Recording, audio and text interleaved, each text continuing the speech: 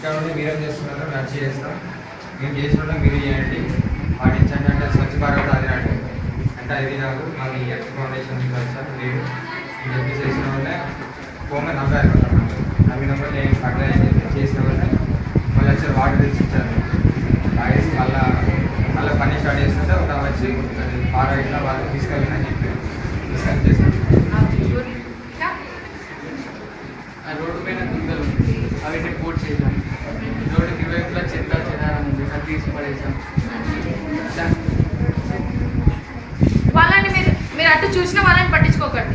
చూడండి, మీరు షేర్ చేస్తున్నారు, మీరు షేరింగ్ చేస్తుంటే మీకు ప్లస్ పాయింట్. మీరు వచ్చి ఇంత ఫియర్ లేకుండా మీరు ఎలా మంచిగా షేర్ చేస్తున్నారు. వాళ్ళు మీ పైన నవ్వుతున్నారు కాబట్టి వాళ్ళు ఏదో మిస్ అయ్యారు.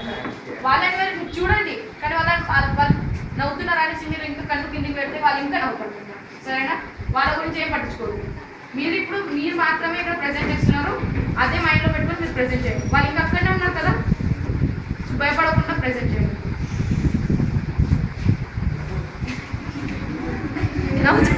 మీరే నవ్వడం స్టార్ట్ చేస్తారు. ఇప్పుడు ఏమేమి ప్రాజెక్ట్స్ చేస్తారు?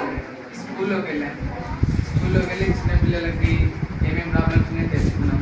వాళ్ళకి ఫుడ్ సరిగ్గా లేకపోవడం, అందులో పురుగులు రావడం, దాని గురించి సర్పంచ్ గారికి చెప్పాను. అందులో కొందరు అనాథ పిల్లలు ఉన్నారు, వారికి బుక్స్ డొనేట్ చేయాలని సార్ గారికి ఇచ్చిన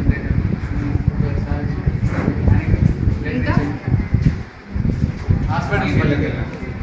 అందులో టాయిలెట్స్ అనేది సరిగ్గా లేవాడు. దాని గురించి మండల ఆఫీస్కి వినతి పత్రం అందజేసుకున్నాం.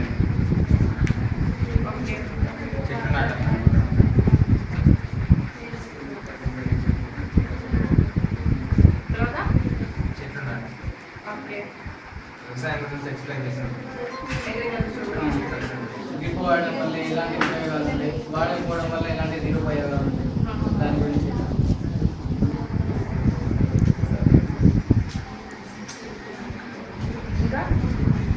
చిల్డ్రన్ని మోటివేట్ చేయడానికి వాళ్ళు చదువుకోపోయి రోడ్ల పైన తిరుగుతుంది. వాళ్ళ ఇంటికి తీసుకెళ్ళి వాళ్ళ పేరెంట్స్ దగ్గర తీసుకెళ్ళి అది ఎందుకు పంపించలేదంటే మాకు స్తోమత లేదని గవర్నమెంట్ స్కూల్స్ ఉన్నాయి కదా పంపించచ్చు కదా అంటే పంపిస్తాం మాకు కానీ. ఎయిర్ పొల్యూషన్ గురించి చెప్పారు. ఎయిర్ పొల్యూషన్ అవేర్నెస్ ఇచ్చారా? ఓకే, అంతేనా? అంతేనా? ఓకే. సో ఇప్పుడు మీరు సర్వే చేసి